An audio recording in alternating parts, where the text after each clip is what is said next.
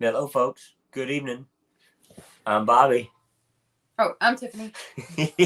Welcome to the show, Tiff. Hi. So here we are. Tonight we talk about the fun and the issues of getting old. So you're gonna have to tell me what that's like, Tiff. That's mostly you. Oh, that's me. Wait. So, uh, um, my eyesight's getting blurry up close. I got to start reaching out. Um, I got these little fancy things over my ears now. Um, couldn't get out of bed this morning. We'll get to that in a minute. So, I mean, getting old, there's one other option. Check out, right? Yep. So, had some issues, some struggles this week. But you can probably hear the knee pop just then. I did. But we've made it so far. Um, Oh, wow. we're a little beat up and busted, but I don't know why you keep saying we. Because the two have become one. Oh. We've been married for almost 20 years, Okay. so Okay. the two flesh have become one. Okay.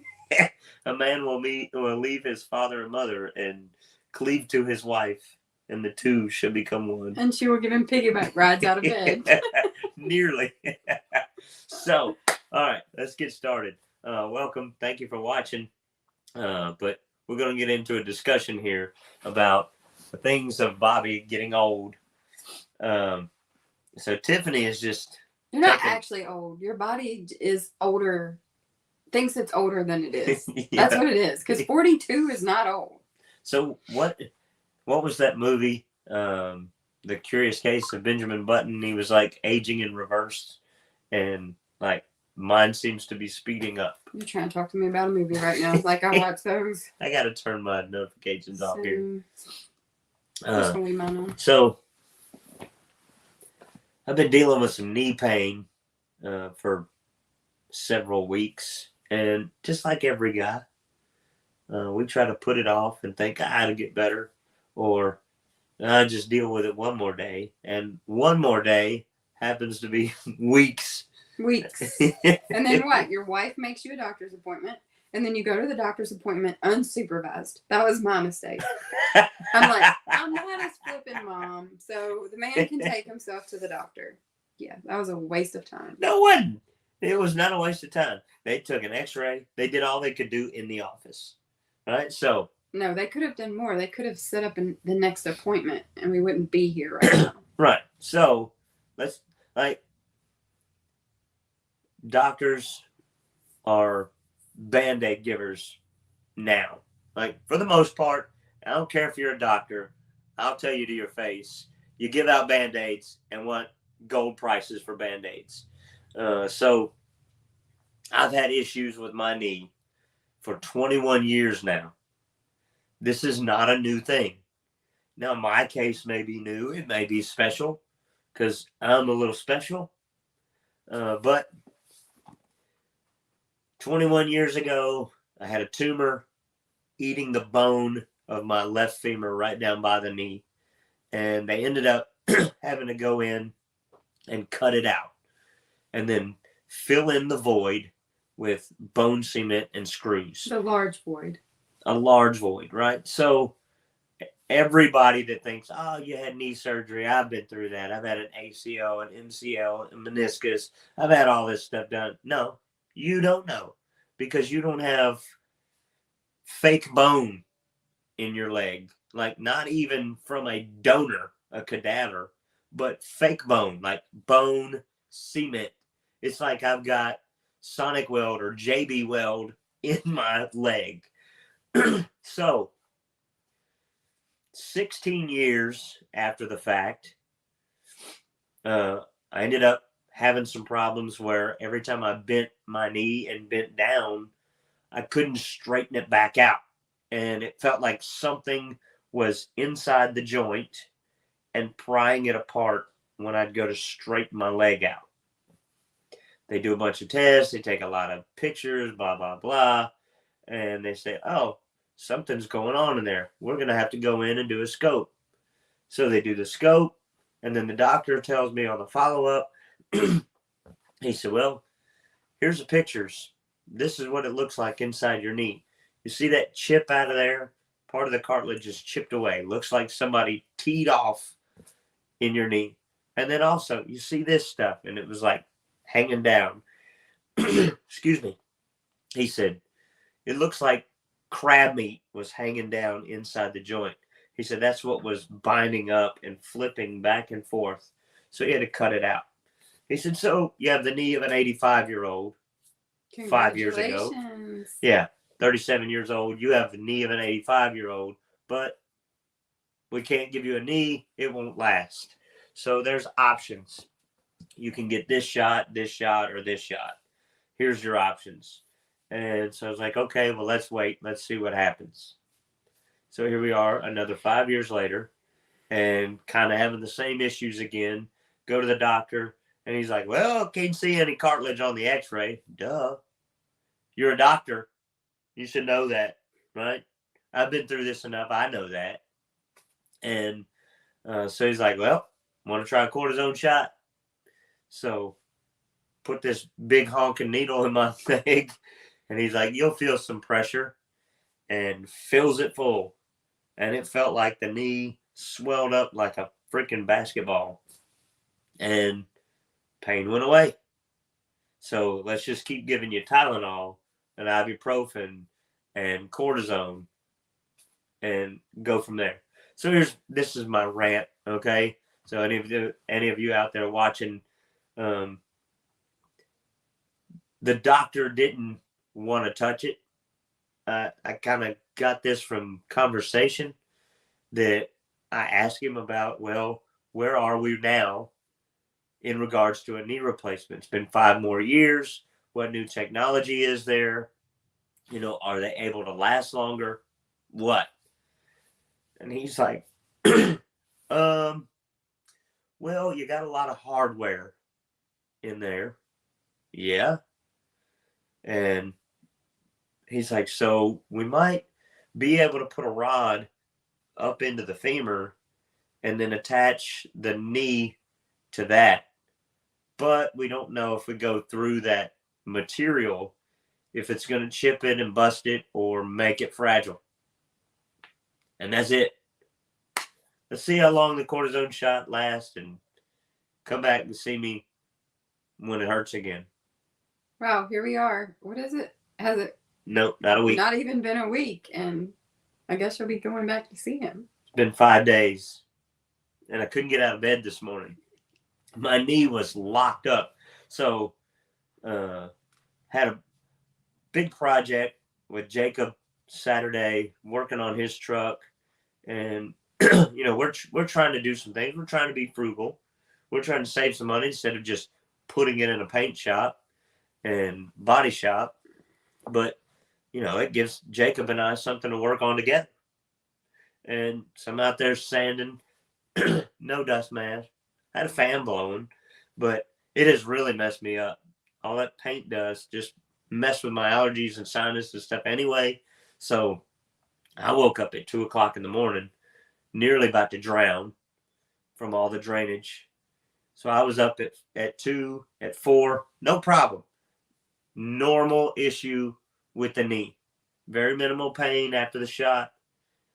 Wake up just before the alarm goes off and was on my right side and roll over. And I could not straighten my knee.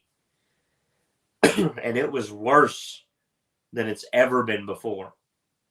Because before I could just kind of straighten it a little bit and roll it and wiggle the knee back and forth and get whatever was in there to move and free it up. Not this time. She was stuck. And I even had Tiffany grabbing on my leg and pulling and wiggling and trying to work whatever was in there out of the way, because it was like right in here. And it felt like the knee was going to pop. And finally, she's like, I said, how am I going to get down? Because it's a great idea when you're over 40 to sleep on a loft. Tiny house living. Works out well for me. tiny house living. We sleep in a loft and have to get down the ladder, not stairs, a ladder. And so coming down a ladder, I'm like, how am I going to get out of bed this morning? I got to preach today. I can't be stuck in the house trying to figure out how to get out of bed. and, and so Tiffany's like, well, what was your idea? I was just gonna piggyback you down. Like who? Like I do Josh. So, like, turn me into a 4-year-old, put me on your back, and go down the ladder. At least I work out, so I was capable of carrying you down the ladder. All right. So, hopefully we don't come to that. Maybe we should practice it just in case. This ain't no fire drill. But so the joys, the fun, all the things that come with getting old. Our hearing fails, our memory fails, our eyesight fails, our bones start to creak and pop and get weak. What problems do you have? I can only half see. Yeah, but you've been that way your whole life. I mean, that's my problem. Somebody's got to take care of you. You think your kids are going to do it? No. Okay, then. No. God's got to leave one of us all. I got a couple of them that won't shower for a week if you don't tell them to.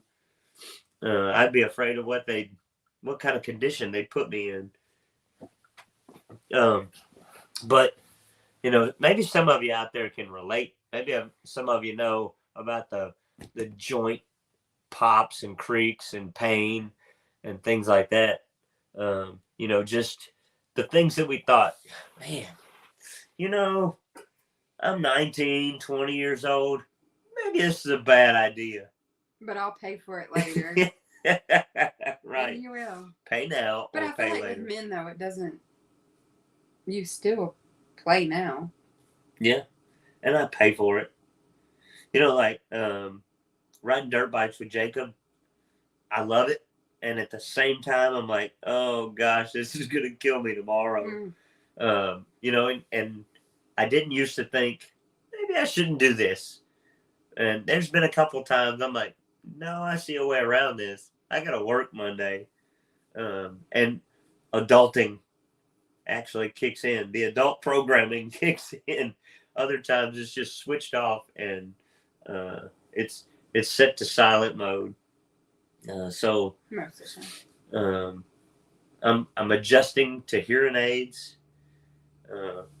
Man, folks that have hearing aids, I know now why I've seen so many people just reach up and turn them off or turn them way down, because there's so many times that the noise around you, the ambient noises, are within that threshold of what the hearing aid may cut out or how it affects the speakers of the hearing aids. So there's certain tones that don't sound right, and you can tell that the processor in these things is like trying to figure it out. And so whistles sound like R2D2 noises and C3PO from Star Wars. They kind of have this little buzz and kind of thing to them. It's different. Car doors are way different. Conversation in the vehicle, just be riding along and all of a sudden everybody goes from quiet and just kind of listening to the radio to speaking, and it's just like that instant boom, and you're like, like, whoa, little warning before you speak. So you got to get used to all these normal sounds again. Like, I didn't realize how many things I didn't hear. Like, I can hear my foot rake across the carpet. I can hear like sounds. The bugs when we were sitting outside. Yes. So we did have a date night Friday night, which was very nice. The weather was perfect. It was just a little bit chilly. We had snuggle. Darn. Right? Mm-hmm. So sitting on the front porch with no kids, no noise, have the hearing aids in, and I'm just thinking, these frogs and crickets are really freaking loud. And Tiffany's like, what? I'm like, golly, are they not cutting up tonight? Like, it's normal. Every night. And I'm like, good gosh, I can actually hear them. But at the same time, going back to all these other folks that I've seen with hearing aids, where they reach up and they turn them down, there's a lot of things that it's a blessing to not be able to hear. You know, like the ringing in my ears is just like a noise killer for everything else, because all I heard was like a test of the emergency broadcasting system all the time, 24/7. No thanks. And so there's a lot of noises and a lot of things you don't hear, you don't pick up on. And then when you got these in, you're like, what is that? I can sit in a house and I can hear the trucks go by at the road, and I can hear the train across town. Like, good gosh, has it always been that loud? And obviously not. So that's taken some getting used to and having to adjust back and forth. Don't go outside with them set on restaurant or TV. If you go outside, make sure they're set to outdoor, because the wind whipping through the microphones on these things is killer. It's crazy, the things we deal with getting old, right? Sure. Well, I mean, you're in this with me. You're not going anywhere, right? I don't plan on it. Then you're a part of the mix. Welcome to being old. As long as I don't have to feel it. And the pain will come later. You've dealt with the pain of 4 kids. I think we're just about even. Maybe. All the heartache and pain that I've been through with all these surgeries, I think I'm just about caught up to you. Maybe. The pain of 4 childbirths has got to be pretty crazy. I don't really remember it. Ah, there was the knee popped again. So loud, don't touch me. It feels gross. So another thing with the knee, we'll get back into that. And then we gotta go get supper. I'm hungry. Okay. Taekwondo. We had Taekwondo testing on Friday night. And so working all week long, I'm constantly in protection mode. Don't get hurt at work. Workers' comp pays you nothing. It's not worth it. Don't get hurt at work. So Taekwondo, it's on me, right? So I have a hard time not going all in, not giving 100%. I have a hard time pulling back anyway. And then, like, my brain is still saying that I'm 18, and my body is saying, you're a freaking idiot. So I took it easy. What was it, Monday night I took it easy. Or was it Tuesday? Yeah, Monday night, because Tuesday I got the shot, and the doctor even said, don't do your normal activities this evening. Give this thing 24 to 48 hours. But then we had testing Friday, and it's either the first or the second kick. The third kick, I went a little too hard, and it kind of crunched, and then I could not put my weight on it. You were fine, because you, Allie, and Judah all testing at the same time. I can't watch all of you bounce back and forth. You were fine when I looked at you last, and then the lady next to me was like, oh gosh, Bobby's knee, and I'm like, wait, what? And I went to step down on it in the front, because there's a lot of front stance in this form we were doing, and I just had to take a deep breath, and then like, okay, I'm in it, I'm going, I gotta finish. And the kicks were struggling. Anything that came off the left leg, especially load bearing, was suffering badly. And then I had to do weapons, which wasn't that bad. There's only a couple kicks in the weapons, and they're not high impact. And then the sparring, I really, really had to protect it in the sparring. And the sparring, when I got paired up with Brandon Scharfetter, I love the dude. Like he will spar the same way no matter who he's sparring. And he's trying to get the point. He's trying to go just hard enough to push you to your limit, but not try to kill you. But I moved out of his way, and he was coming at me with a good bit of strength. He ended up falling down like 3 times. And I'm like, dang it, man. And I think what it was is that his foot gear was rolled under his foot. Oh, like there's a lip under the edge. And if you don't put that thing on just right and get it folded out of the way and it gets under your foot, you're going down. The very first time we ever did a testing over here in the Garland gym, and that wood floor with all that dust, you were going down if that little vinyl thing of that foot gear was on the ground. That was a hard testing. But we had fun. Allie and I are recommended red belts now. Judah is just a touch ahead of us. He is a decided red belt now. So just a couple more testings to go, and we'll be looking at the black belt. Yep. So I hope that the body can hang out a little bit longer, so that I can at least reach that short-term goal of first degree black belt. So I'm gonna call you the one-legged kicker. Hey, there we go. The one-legged man. That's all right. One-legged people do amazing things. Seriously, why are you looking at me like that? I know. Like, you look at me like, really? No.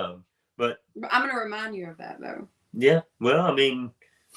And then you're gonna be giving me that look. Like, never mind. It is what it is. No matter what happens, God's in control. God has got it. Whether I got 2 feet to stand on or if I got 1 leg in the grave, I'll be perfectly fine. I like my foot on the ground. I like the grass under my feet. I like being able to stand on the 2 that God gave me. But if the situation comes and something happens, and if it has to go, if it's either my leg has to go or I'm in this crazy pain for the rest of my life, then maybe it has to go. So we'll do whatever we got to do. I might be able to kneeboard again if I. You might actually be better off. I mean, where do one-legged people go to eat? IHOP. What do you tell a one-legged hitchhiker? Hop in.